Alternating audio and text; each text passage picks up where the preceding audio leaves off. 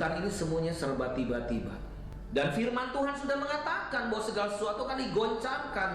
Tentang berakhirnya pandemi ini tidak ada seorang pun yang tahu. Kita tidak bisa memaksa Tuhan harus menghentikan sekarang juga.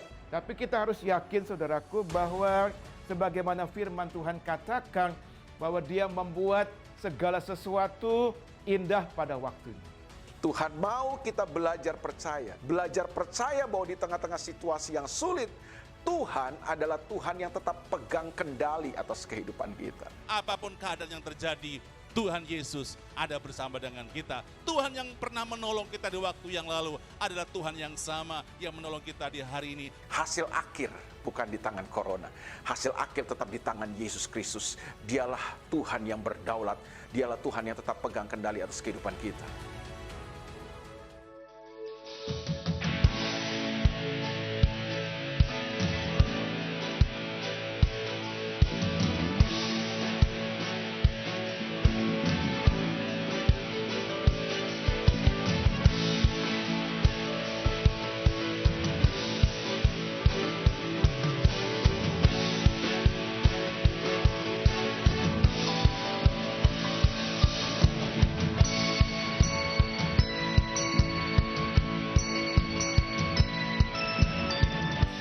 Apa kabar? Dahsyat dan luar biasa. Puji Tuhan. Saya akan berbicara tentang bahagia yang ketujuh. Dan ini mungkin kebahagiaannya terakhir dari 7 kebahagiaan yang sempat kami jelaskan. Wahyu 19 ayat 7 sampai dengan 9.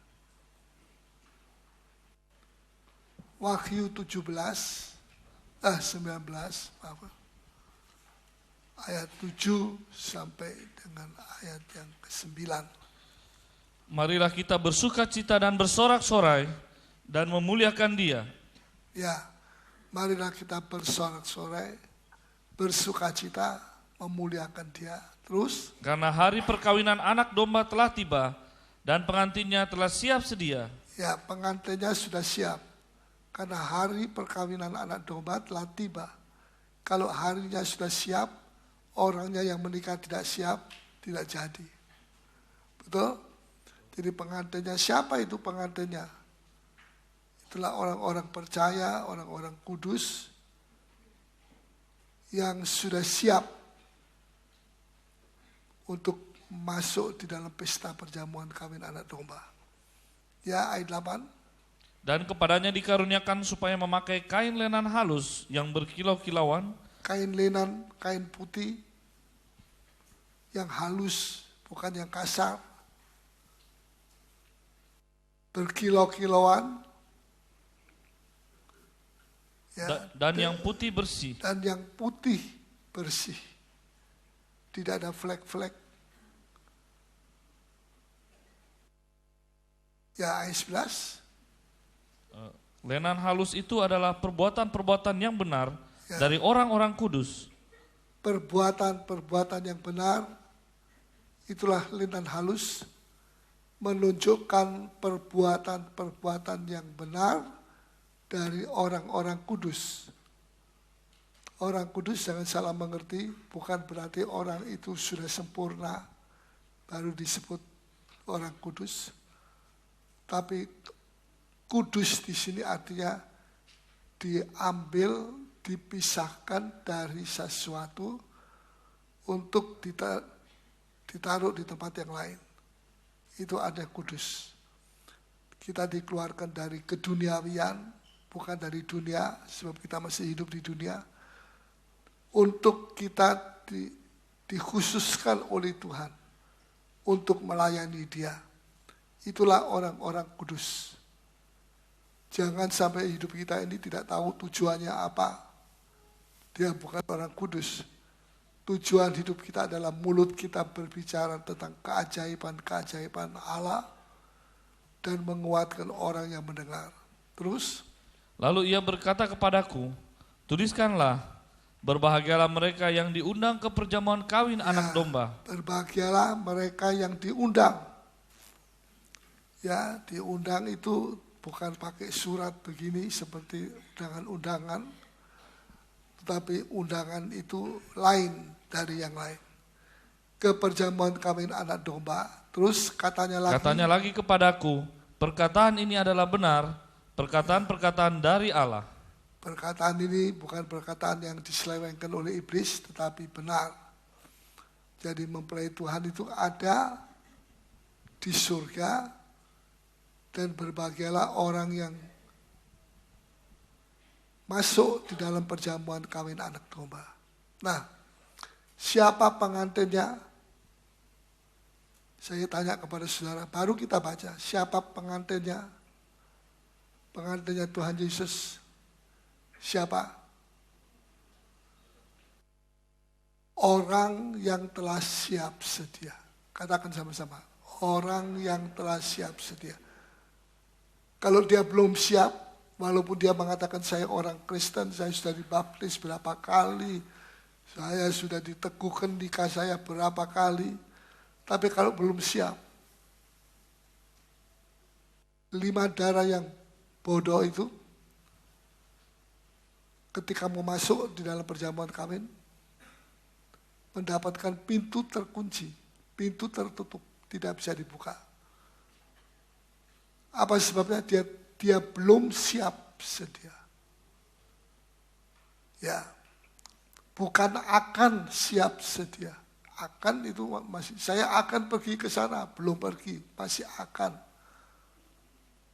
Seringkali kita rubah firman Tuhan dari telah menjadi akan. Akan siap sedia sampai kapan? Ini penting, saudara ya. Tapi di sini dikatakan telah siap sedia. Artinya mempelai wanita Tuhan itu sudah siap untuk bertemu dengan mempelai pria surga.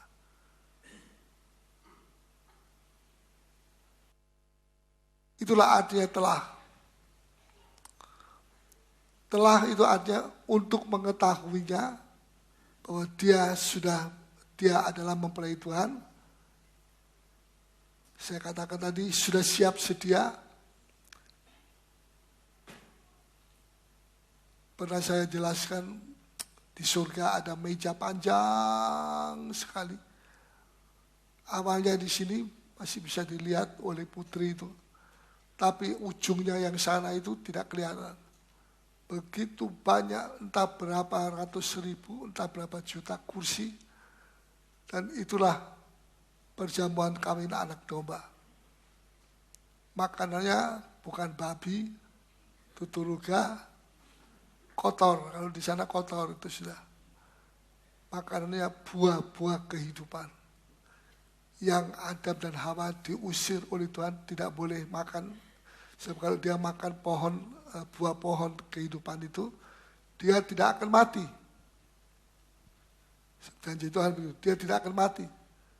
Berarti dia terus hidup dalam dosa selama-lamanya. Kematian menghentikan dosa itu. Ya. Jadi mari kita mau siap sedia. Apakah saudara sudah siap untuk jadi mempelai Tuhan? Jangan lupa di dalam kitab Wahyu bukan cuma mempelai Tuhan, tapi ada juga mempelai iblis. Mau dibacakan? Ini kali tidak usah dulu ya. Nah, satu hal, coba kita baca Wahyu 16 ayat yang ke-15 dan 16. Wahyu 16 ayat 15. Lihatlah, aku datang seperti pencuri. Seperti, banyak orang keliru, membaca keliru, artinya dikelirukan. Berarti, oh Tuhan Yesus itu pencuri, Pak Luka. Salah. Di sini dikatakan, lihatlah aku datang seperti. Artinya seperti itu, ya seperti tetapi bukan itu. Seperti maling, seperti pencuri, tapi Yesus bukan pencuri. Datangnya tidak terduga, seperti pencuri, datangnya tidak terduga. Ya, terus baca bahagialah. Berbahagialah dia yang berjaga-jaga dan yang memperhatikan pakaiannya. Ya, yang berjaga-jaga dan yang memperhatikan pakaiannya. Terus? Supaya ia jangan berjalan dengan telanjang dan jangan kelihatan kemaluannya. Ya, supaya jangan dia berjalan dengan telanjang rohani, ya, dan kelihatan kemaluannya rohani, tidak mempermuliakan Tuhan. Ayat yang sampai ayat berapa? 16. Lalu ia mengumpulkan mereka di tempat yang dalam bahasa Ibrani disebut Harmagedon. Ya, jadi ini masih ada di dalam zaman Antikris. Dan nanti kita akan periksa bahwa pada zaman Antikris itu diakhiri dengan peperangan yang dahsyat. Itulah Perang Dunia Ketiga yang di seputar negeri Israel. Ya, dari mana-mana bangsa-bangsa datang menyerang. Tapi kalau Tuhan tidak tolong, hancur. Israel sudah tidak ada lagi di atas muka bumi. Tetapi Tuhan menolong pada saat krisis. Israel tidak berdaya. Ya, dia satu negara yang kecil, dikelilingi oleh ratusan bangsa-bangsa. Ratusan negara-negara yang kaya raya. Dengan minyak. Ya, tetapi Tuhan melihat pada saat terakhir, dia turun dengan bala tentara surga dan dia menolong Israel. Dan dia memukul bangsa-bangsa itu. Nah, tempat itu namanya Harmagedon. Harmagedon itu ada di negeri Israel. Jadi Perang Dunia Ketiga ini adalah antara raja-raja bangsa-bangsa melawan satu bangsa, itulah umat Tuhan, itulah Israel. Israel nanti menang dan selesailah zaman Antikris. Nah, setelah 1000 tahun masih ada peperangan berikut yang terakhir, yaitu Perang Dunia ke berapa? Keempat. Wah, ketiga aja belum kok keempat. Ya, ini saya jelaskan sesuai dengan kronologisnya. Yang keempat, juga perang antara bangsa-bangsa melawan satu. Siapa? Israel. Dan itu adalah peperangan yang di bumi, tapi juga peperangan itu terjadi di sorga. Dan iblis dikalahkan. Nah,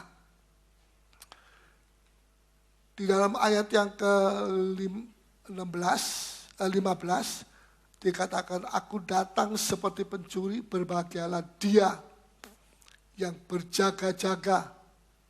Siapa yang berbahagia? Berjaga-jaga. Oh, saya tidak perlu berjaga, saya sudah Kristen senior. Tidak ada, biar pendeta, biar apa saja, semua pelayan Tuhan harus berjaga-jaga satu dan memperhatikan bukan pakaiannya orang lain, bukan kesalahan orang lain, perhatikan pakaiannya sendiri. Apa gunanya kita memperhatikan pakaiannya orang lain, belum tentu dia mau diingatkan, sedangkan pakaian kita sendiri masih kotor. Ya, ini ayat-ayat ini saya jelaskan, selalu tekanannya kepada pakaian. Sudah tahu bahwa imam-imam kalau dia masuk dalam tabernakel dan dia akan melayani Tuhan di situ, membakar dupa dan sebagainya, dia harus memakai pakaian imam. Jubah imam, tahu jubah? Jubah. Pakai destar di sini, kekudusan Allah. Ada tulisannya kekudusan Allah. Jadi memikirkan hal yang kudus-kudus saja. Dan satu lagi yang menarik adalah imam itu harus memakai, maafkan saya sebut, celana dalam. Yang panjangnya sampai hampir di lutut. Lutut ya. Lutut. Beda pakaian dan celana. Betul atau tidak? Pakaian bisa jubah, dalam bentuk jubah. Jubah, ya jubah. Tapi kalau dikatakan pakaian dalam imam itu, coba kita baca lebih dulu. Yehezkiel 44 ayat 17 sampai dengan 19. Supaya lebih jelas lagi.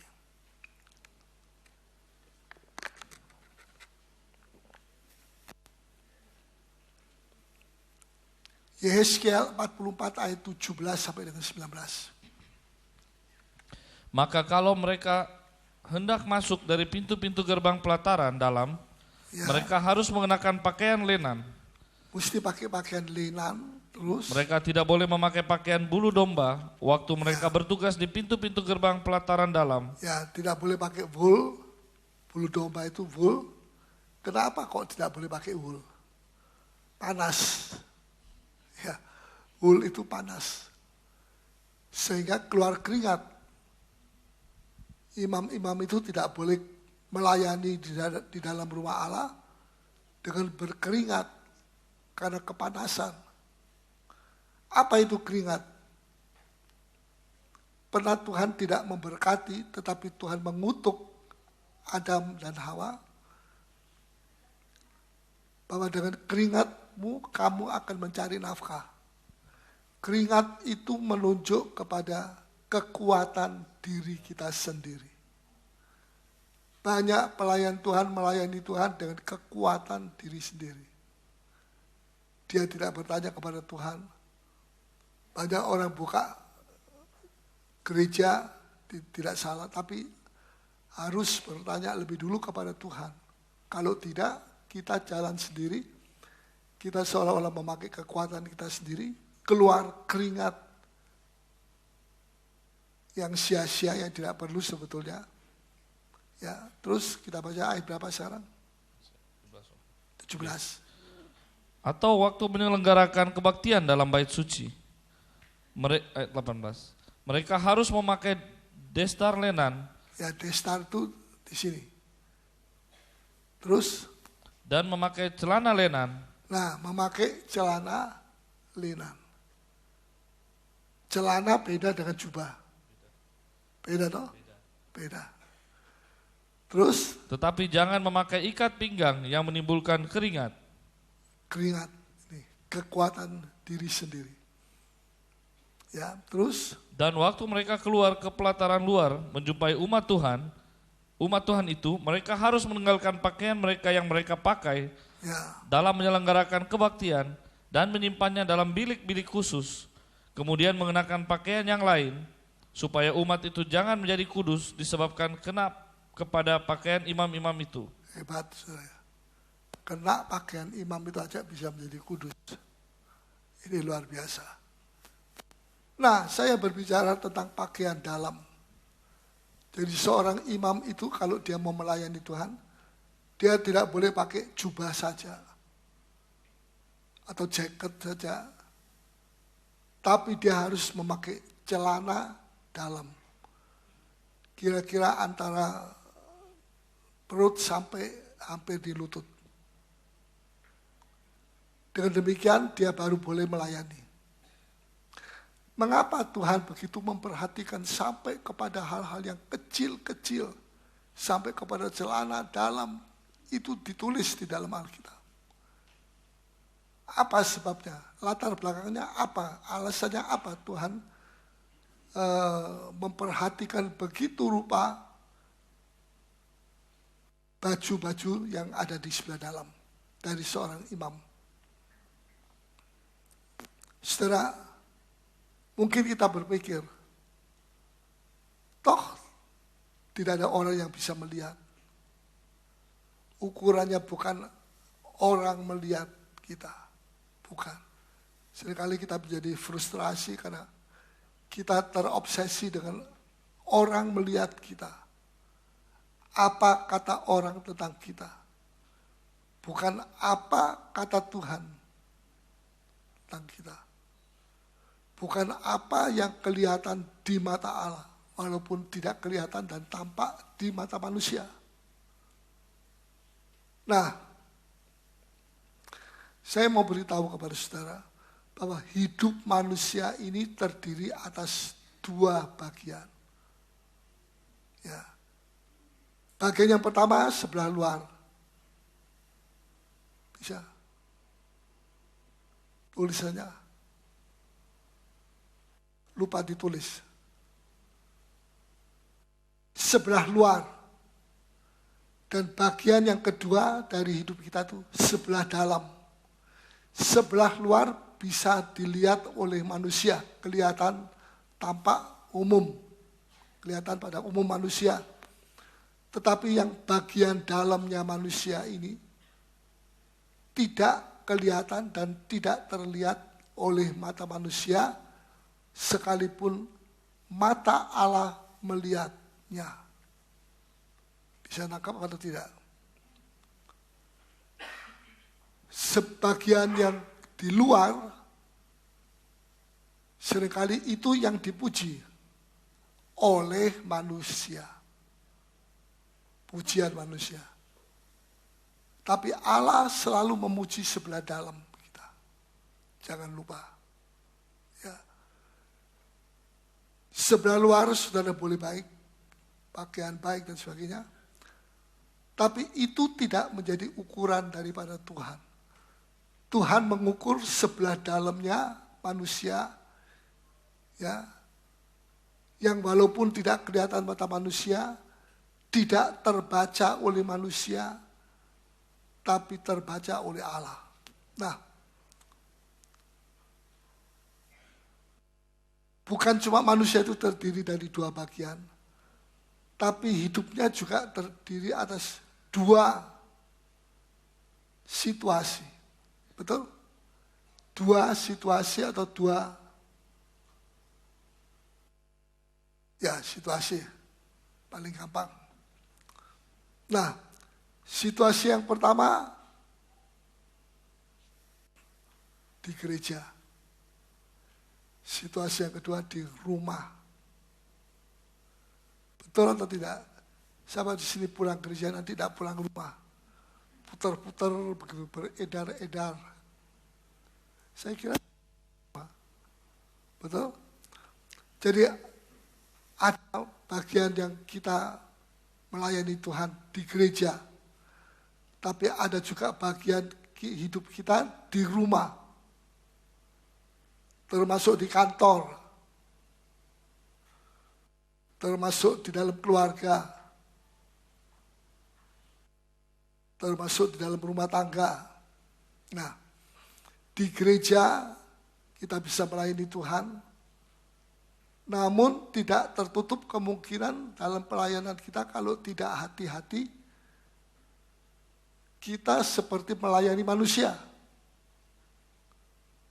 Ya, seolah-olah apa yang kita lakukan itu untuk kelihatan pada mata manusia. Matius 5. Dan manusia memberikan aplaus, memberikan tepuk tangan, pujian, dan sebagainya. Itu bagian yang sebelah luar. Ya, bukan berarti sebelah luar rambut saya kalau begitu tidak perlu digunting, biar saja seperti begini. Seperti siapa itu?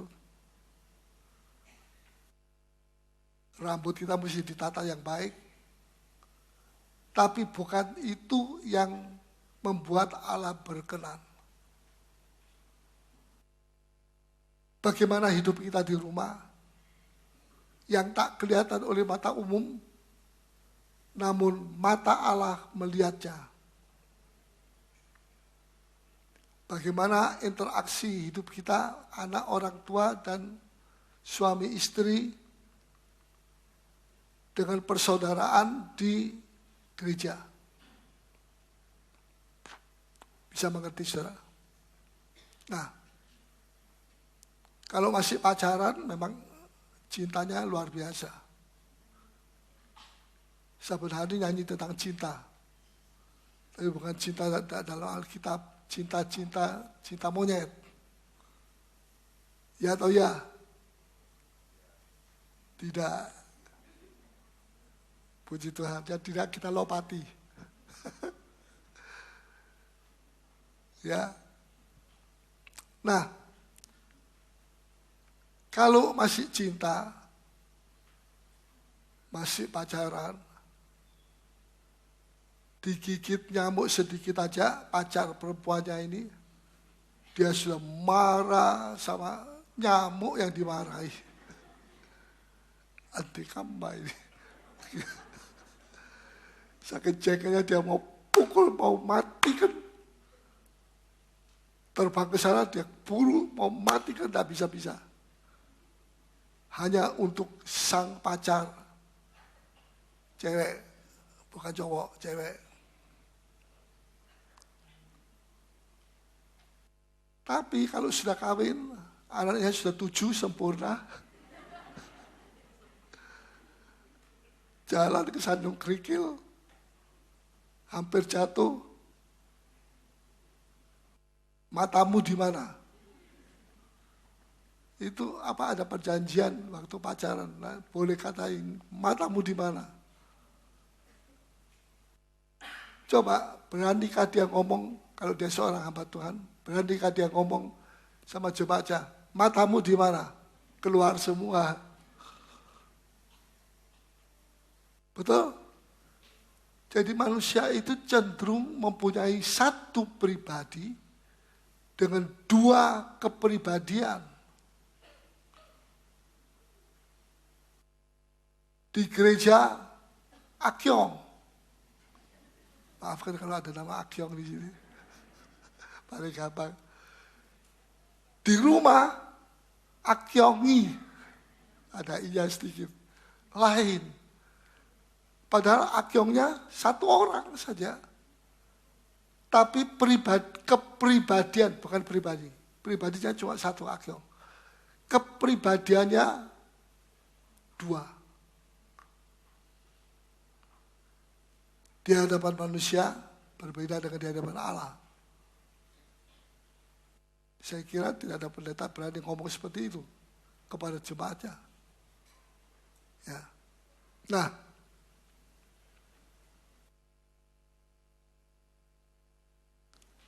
misalnya bikin makan-makan di rumah, kemudian piringnya jatuh. Salah satu tamu menjatuhkan piring yang bagus. Dar, pecah.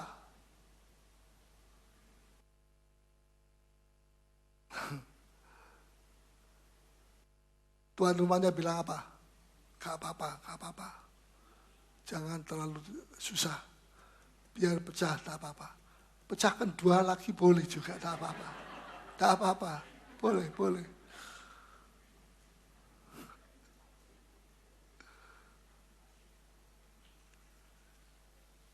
Ini, tapi kalau sama orang dalam di rumah, wah dia maki-maki. Hari Minggu dia jadi WL. Ya haleluya. Nanti pulang ke rumah, ngutuki orang. Dikutuki anaknya, istrinya, suaminya. 2 kepribadian. Ini Tuhan tidak suka. Mungkin ini orang belum bertobat walaupun dia rajin. Atau mungkin belum lahir baru. Perlu kita simak. Jangan sampai Tuhan bilang, aku tidak kenal kepada kamu. Hei kamu pembuat kejahatan. Di gereja kita bisa cerita, kita bisa saksi, kita bisa Tuhan itu baik dan sebagainya. Di luar kita sungut-sungut, ya, suka sungut-sungut, suka mengeluh dan sebagainya. Kepribadiannya lain lagi. Nanti habis dengar firman Tuhan, oh puji Tuhan, kepribadiannya Tuhan senang melihat itu. Hari Senin, Selasa, Rabu mulai kembali lagi. Penyakit lamanya kambuh. Karena itu Tuhan memberitahu kepada Yeskiel, beritahu para imam, pelayan-pelayan harus memakai celana dalam. Itu hal yang kudus. Supaya jangan kelihatan kemaluanmu, kata firman Tuhan, baik dalam Yesaya maupun dalam kitab Wahyu. Ya, Tuhan mau menata begitu luar biasa. Bahkan hal yang tidak kelihatan itu menjadi pusat perhatian Tuhan. Sebab di situ letak aslinya dia, siapa dia itu sebetulnya. Yaitu terletak pada hal-hal yang dia lakukan yang mata umum tidak bisa melihat, tidak melihat perbuatan itu. Ya. Dan sebagainya, dan sebagainya. Nah, saya kira sudah jelas. Jelas, saudara?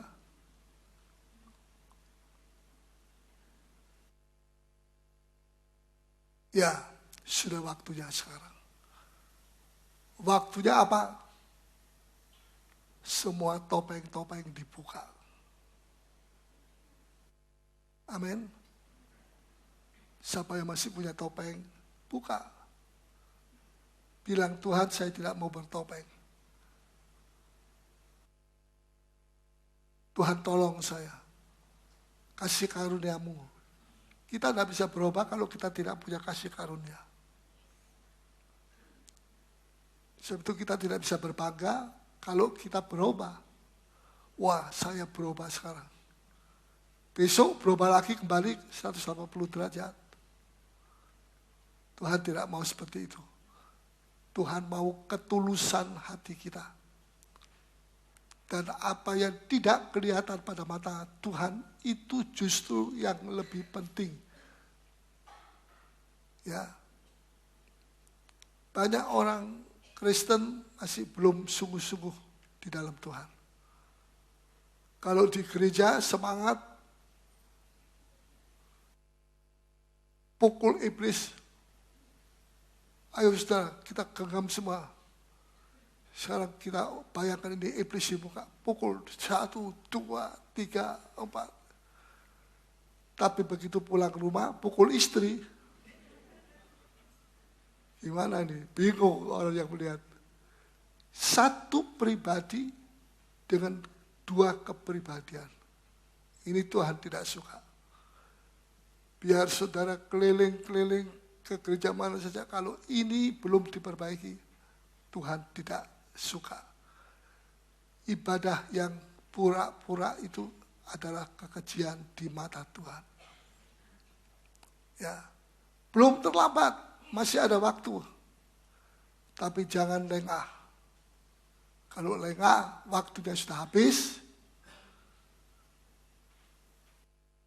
Ya, Tuhan mau supaya kita memberkati siapa saja yang ada di sekitar kita. Amin. Tidak mengutuki. Kalau di gereja memberkati, kalau di rumah mengutuki, kalau di pabrik mengutuki. Nah, itu harus dikelirkan, dimintakan ampun kepada Tuhan dan bertobat, tidak lagi melakukan hal seperti itu. Sehingga Anda bisa menjadi terang cahaya bagi bawahan-bawahan Anda. Ya. Jangan melayani dengan kekuatan sendiri. Oh, saya pasti saya akan berubah. Berubah cuma 1 minggu, 2 minggu. Setelah itu kembali lagi hidup yang lama. Tuhan mau supaya kita tidak seperti itu. Betul? Makanya kadang-kadang Tuhan izinkan kita mengalami percobaan-percobaan. Supaya kita mengerti betul-betul arti daripada firman itu melalui percobaan yang kita hadapi. Dulu saya katakan sukacita, biar percobaan, biar anaknya mati. Puji Tuhan, ketawa, terbahak-bahak. Waktu saya kena percobaan sendiri, gak bisa ketawa. Saya tidak munafik, saya cerita. Saya percaya ini jadi berkat bagi saudara. Ya, jangan karena namanya pendeta Paulus, wah dia bisa ketawa, dia bisa sukacita. Saya tidak bisa. Tapi saya datang sama Tuhan, saya bilang, Tuhan inilah keadaanku. Saya tidak bisa.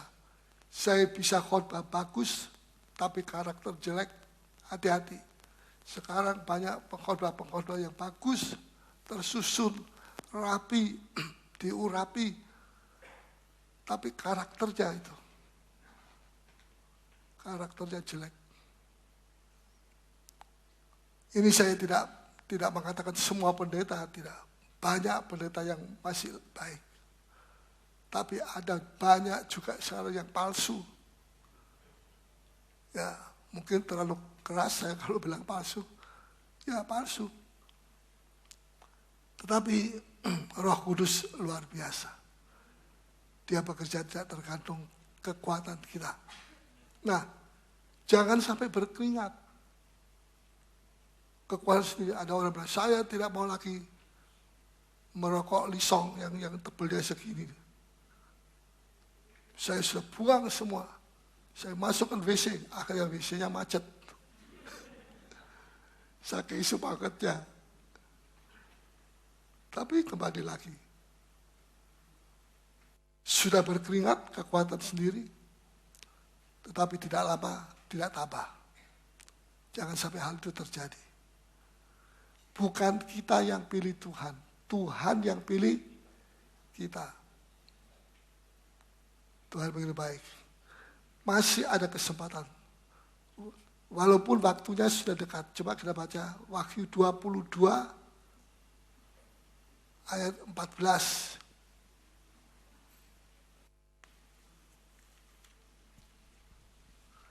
Ayat 14.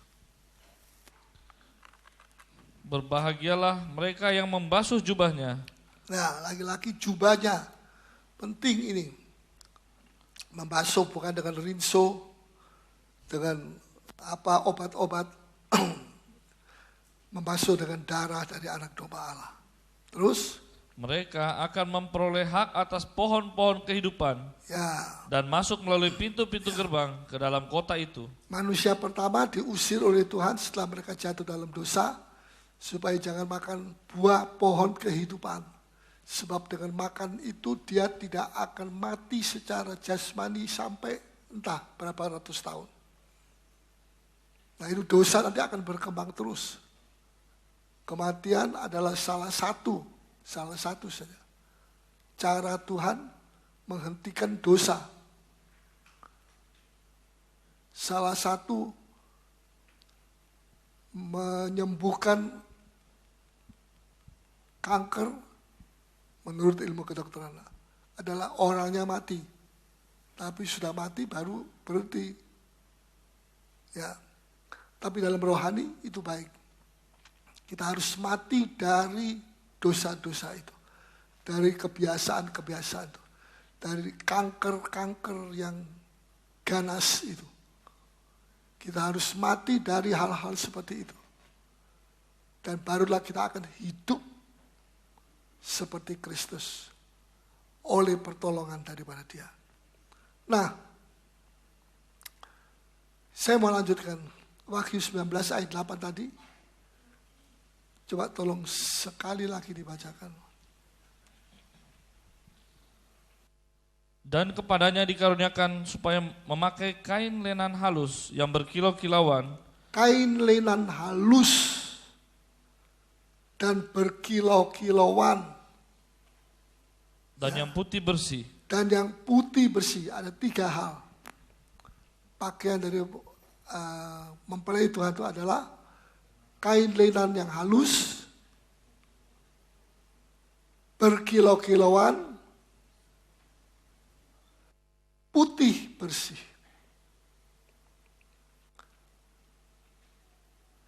Sebetulnya mempelai Tuhan itu siapa?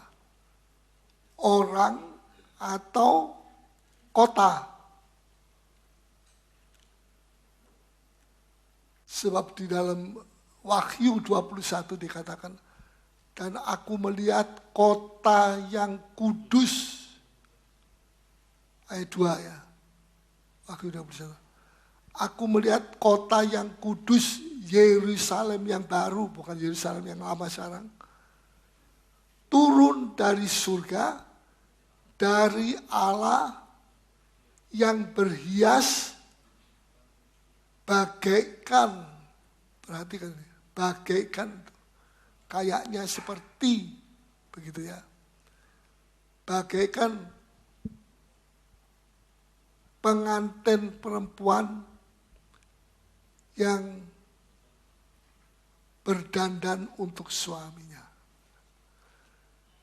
Tidak dikatakan kota yang kudus Yerusalem baru turun dari sorga adalah pengantin perempuan dari anak domba. Tidak. Dikatakan berhias bagaikan. Itu kata bagaikan seperti. Tapi bukan itu. Bukan mempelainya. Masa mempelai Tuhan itu kota mati. Ya, dibangun dari emas sekalipun, tapi emas itu kan benda mati. Tuhan tidak menikah dengan benda-benda yang mati. Tapi Tuhan menikah dengan orang-orang kudus yang digambarkan seperti Yerusalem yang baru. Nah, tadi dikatakan kain linen yang halus, berkilau-kilauan dan putih bersih. Ada seorang hamba Tuhan bermimpi, ini sudah lama ya. Dia melihat jauh di timur mana? Sana. Jauh di timur sana. Ada seorang mempelai, seorang pengantin perempuan. Entah dia duduk atau bagaimana. Tapi ketika makin didekati oleh orang ini, dia memang melihat itu adalah pengantin perempuan. Tetapi kain yang dia pakai itu bukan kain linen yang halus, kain kelambu yang kasar. Zaman dulu kelambu pakai tempat tidur pakai kelambu supaya tidak digigit. Masih kasar. Ya, seperti kain kelambu yang kasar. Nah, pada waktu hamba Tuhan itu datang ke sini, ke Indonesia, dia saksikan. Memang, timur itu adalah Indonesia. Dan memang setelah 20-30 tahun, Indonesia luar biasa dilawat oleh Tuhan. Selain China, ya, yang lain-lainnya masih belum seperti Indonesia. Jadi di Indonesia ini sudah ada mempelai Tuhan, yaitu orang-orang kudus yang menjaga dan memperhatikan pakaiannya. Bukan pakaian ini, pakaian adalah di sini perbuatan benar dari orang kudus. Ayat 11, Wahyu 19. Linen halus itu adalah perbuatan yang benar dari orang-orang kudus. Jelas. Tapi jangan takut, jangan frustrasi.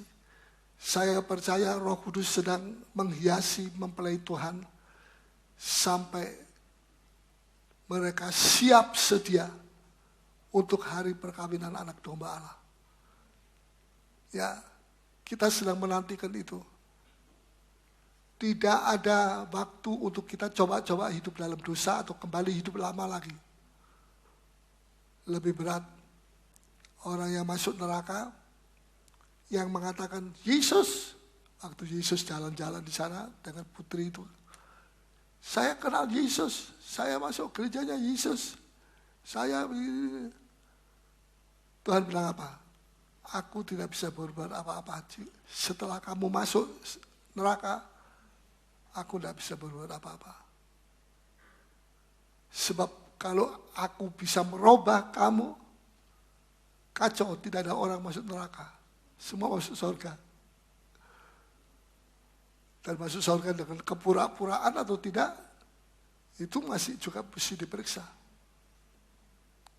Dan Tuhan bilang kepada putri ini, justru orang yang mengaku dia kenal Yesus, kenal aku, tapi dia tidak menuruti firman-Ku, dia hukumannya lebih berat daripada orang yang tidak kenal aku sama sekali. Belum pernah dengar firman, belum tahu apa hukum-hukum Tuhan. Betul? Dibanding dengan orang yang tahu, hafal, tidak salah semua. Tapi harus masuk prakteknya. Baru Tuhan berkenan. Ada orang bilang, ya siapa bisa mempraktekkan firman Tuhan sulit-sulit kayak begini? Saudara, apa yang mustahil bagi manusia tidak mustahil bagi Allah. Amin. Kalau ditulis itu berarti bisa kita alami. Kalau enggak, Tuhan tuh kayak pendusta. Kayaknya sebagai pendusta. Tulis, tapi umatnya Tuhan tidak ada yang bisa melakukan ini. Makanya Roh Kudus dikirim kemari kepada manusia supaya Roh Kudus itu akan menolong dan mengerjakan apa yang berkenan di hadapan Tuhan yang kita sendiri tidak mampu melakukan itu. Tapi Roh Kudus memampukan. Dan kadang-kadang bukan cuma memampukan, Roh Kudus itu sendiri melakukan apa yang kita pohonkan di dalam doa dan sebagainya.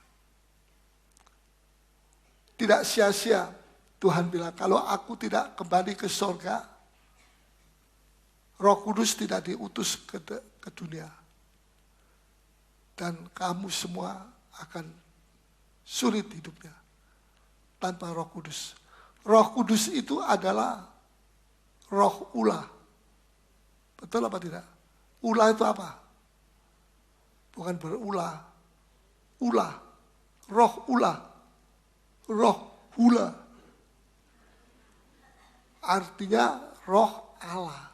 Ulah itu Allah. Loh, kitab suci agama lain itu mengakui ada roh ulah loh. Ya atau ya? Mereka mengakui. Kalau bilang saya tidak mengakui, bacakan itu ayat. Ini ditulis roh ulah. Yesus itu terjadi dari roh ulah. Berarti mengakui bahwa ada roh ulah, ada Bapa, ada Yesus, ada Allah. Tiga Tritunggal. Ada orang bilang, waktu diterangkan begitu, orang bilang, aduh sulit sekali. Masa Allah itu tiga, kok banyak sekali. Apa tidak bertengkar itu? Apa tidak iri hati satu dengan yang lain? Sama sekali tidak. Anaknya Yesus itu begitu menundukkan diri kepada Bapa. Roh Kudus itu begitu menurut. Disuruh ini, disuruh itu oleh Bapa, dia kerjakan. Karena Roh Kudus, roh ulah atau roh Allah itu adalah roh yang ada di dalam Yesus, yang sama juga roh yang ada di dalam Bapa. Jadi tiga ini tidak bisa dipisah. Yesus tahu rahasianya.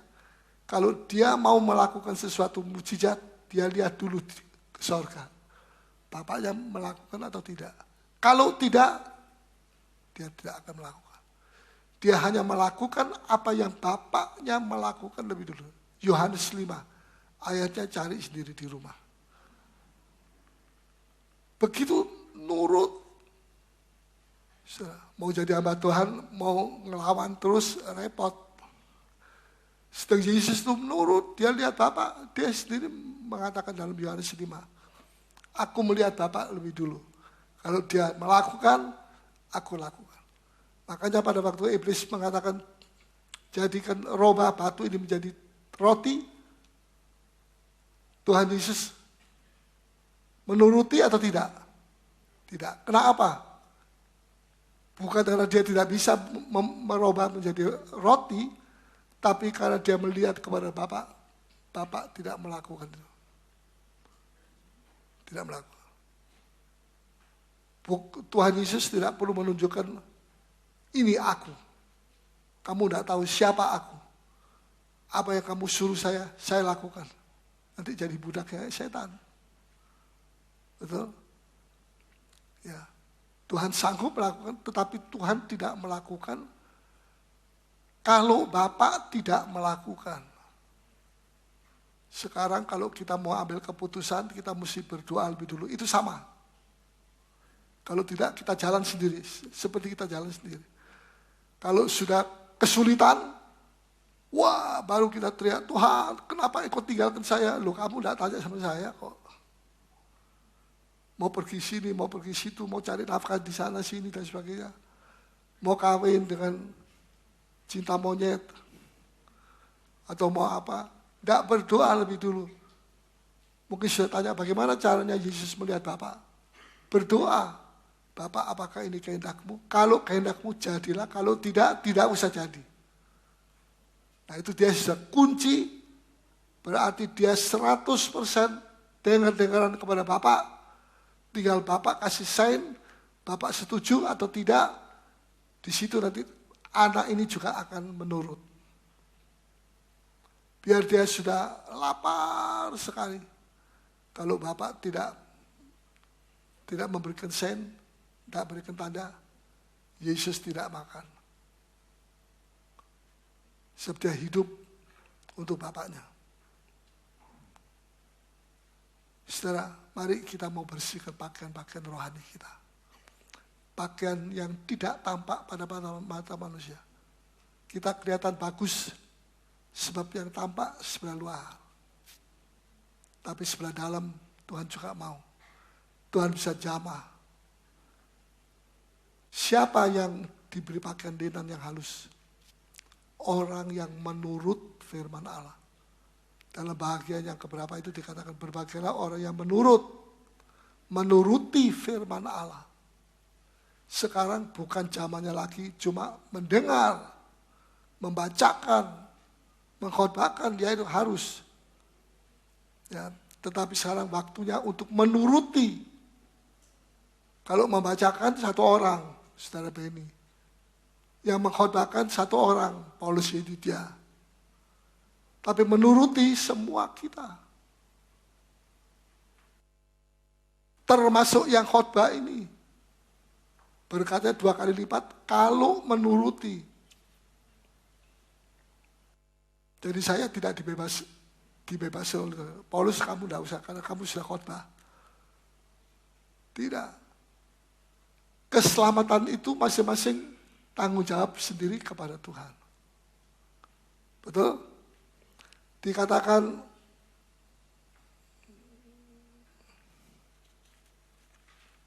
ya, saya mau akhiri aja. Sudah sabar sama saya ya. Terima kasih. Mungkin kalau di tempat lain cicak lapar. Sini ada. Sudah sabar sama kebal saudara. Seperti saya sabar sama saudara. Puji Tuhan. Saya bilang sama Tuhan, Tuhan kalau Tuhan memberikan umur panjang, saya tidak mau jadi orang invalid. Saya mau melayani Tuhan. Mengkhotbahkan sesuai dengan talenta yang Tuhan berikan kepada saya. Membuka, tidak mudah membuka arti-arti rohani dan sebagainya. Tapi kalau Tuhan memberikan umur panjang, Tuhan memberikan talenta-talenta itu untuk dikembangkan terus. Sebab saya tidak mau hidup egois hanya untuk diri sendiri. Saya tidak mau hidup ini dihabiskan untuk menggumuli penyakit. Sebenarnya Tuhan saya tidak mau menggumuli penyakit. Kalau Tuhan bilang sembuh, sembuh. Tapi saya mau menggumuli firman Tuhan. Bukan penyakit. Ada orang yang menggumuli sampai mati, masih bergumul terus. Saya minta sama Tuhan, tidak. Siapa yang mau begitu? Siapa yang mau menggumuli sakit sampai mati? Coba angkat tangan. Tidak ada. Mari kita bersama-sama saling menguatkan. Kalau kita lihat saudara kita lemah, kita datangi, kita kuatkan. Jangan lemah terus ditambah kata-kata lemah lempung, lemah, lama-lama jadi tidak bangkit. Ya, kedatangan Tuhan Yesus tidak terduga, kita mesti siap. Siap. Ya, sebab nanti pada saat orang bilang, damai, damai, belum pernah bumi damai seperti ini. Ya, dunia kita bagus, luar biasa, damai. Tiba-tiba seperti malam, ada malapetaka datang, dar! Manusia tidak bisa lari kemana-mana. Tidak bisa bersembunyi di hadapan, kalau manusia bersembunyi di hadapan manusia, itu masih bisa Nasarudin. Contohnya. Tapi kalau kita mau bersembunyi di hadapan Tuhan, jangan menipu diri saudara sendiri dengan mengatakan bisa. Aku kalau mau sembunyi bisa. Tidak bisa. Tempat yang paling aman di dunia nanti akan menjadi tempat yang paling tidak aman. Kecuali di dalam Kristus kita mendapat keamanan. Amin. Beri tepuk tangan bagi Tuhan kita. Tuhan luar biasa. Coba ini ayat penutup tolong dibacakan. 1 Tesalonika 5. 1 Tesalonika 5 ayat 3 sampai 6.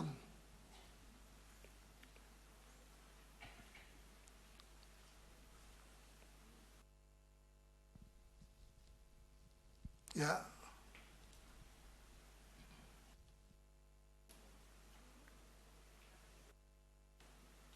Saya salah. 1 Tesalonika pasal yang kelima. Ayat 3 sampai 6. Apabila mereka mengatakan semuanya damai dan aman. Damai, damai, aman, aman. Dunia tidak pernah damai dan aman seperti sekarang begini. Wah, mereka puji-puji. Terus? Maka tiba-tiba mereka ditimpa oleh kebinasaan. Tiba-tiba kebinasaan datang. Seperti seorang perempuan yang hamil ditimpa oleh sakit bersalin. Ya, mau tidak mau dia mesti sakit bersalin. Kalau mau anaknya keluar. Kalau anaknya tidak keluar ya mati. Bisa juga ibunya turut mati sama-sama. Mereka pasti tidak akan luput. Mereka tidak akan luput. Mereka yang berharap mengandalkan damai duniawi. Tetapi kamu, saudara-saudara, kamu tidak hidup di dalam kegelapan. Sehingga hari itu tiba-tiba mendatangi kamu seperti pencuri. Karena kamu semua adalah anak-anak terang dan anak-anak siang. Kita bukanlah orang-orang malam atau orang-orang kegelapan. Ya, satu ayat 9, tolong baca. Saudara, Rasul Paulus bilang begini, kita ini tidak ditetapkan, Allah tidak menetapkan kita untuk masuk neraka. Neraka dibuat bukan untuk kita, tapi untuk iblis. Tapi perbuatan manusia itu lebih suka jalan lebar, pintu luas, dan sebelum dia mati, sebetulnya dilihat dari surga, orang ini nanti akhirnya masuk neraka. Orang itu tidak masuk surga. Tuhan saya kasih tahu lebih dulu kepada putri. Ya, itu orang, kasih tahu dia. Kalau dia mati, dia masuk neraka. Dia jalan yang lebar. Sebetulnya kita mesti 1000 kali terima kasih sama Tuhan. Kalau kita diberitahu, awas, Joni, apa nama Joni? Kalau kamu mati, masuk neraka. Lekas bertobat, lekas. Dia bertobat, pindah hotel. Tidak perlu masuk, dibakar dengan api neraka, wah siksa.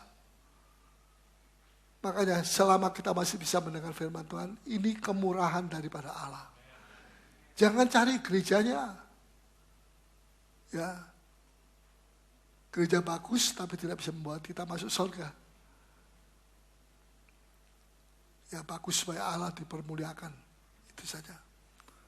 Ya, tapi Allah itu menetapkan kita untuk diselamatkan.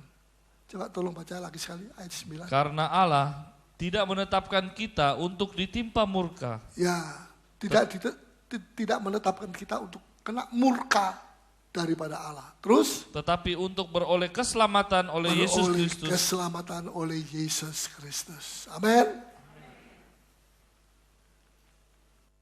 Rancanganku bukan rancangan celaka, tapi rancangan damai sejahtera.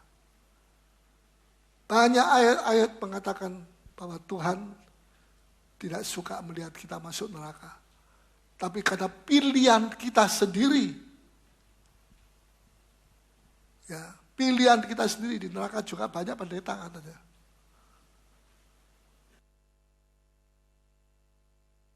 Tuhan keluarkan saya mau bayar uang gereja, saya pakai uang gereja. Betul, saudara kok. Betul. Ya. Tuhan baik. Mari kita mau sungguh-sungguh sama Tuhan. Janji sungguh-sungguh sama Tuhan. Mau? Mari Tuhan. Tuhan tidak lihat banyaknya aktivitas kita. Boleh, silakan. Tapi sungguh-sungguhnya itu lebih penting. Betul? Kalau saya sebagai guru sekolah minggu, sungguh-sungguh. Jangan jaga anak sekolah minggu sambil handphone. Halo, dari mana? Ini sempatnya atau apa? Anak muridmu nanti minggu depan bawa handphone lebih bagus. Blueberry. Betul, Blueberry. Blackberry. Saya ini orang beli ini, beli itu, saya tidak beli apa-apa. Tapi Tuhan ada di dalam hatiku. Tuhan ada dalam hati saya. Amin. Mari kita pakai berdiri semua. Puji Tuhan.